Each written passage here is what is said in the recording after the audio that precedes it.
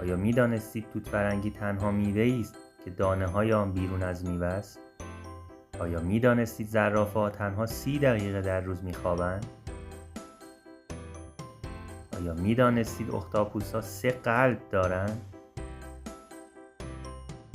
آیا می دانستید دلفین‌ها با یک چشم باز می‌خوابند؟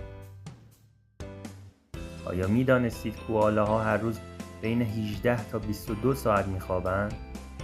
آیا می دانستید پنگوئن‌ها تنها پرندگانی هستند که می توانند زیر آب پرواز کنند؟ آیا می دانستید درخت بامبو می تواند تا 1 متر در روز رشد کند؟ آیا می دانستید قلب نهنگ آبی به اندازه یک ماشین کوچک است؟ آیا می دانستید بدن انسان حدود 70% از آب تشکیل شده است؟ آیا می دانستید در فضانوردان نمی توانند گریه کنند زیرا اشک‌ها نمی توانند به پایین بروند؟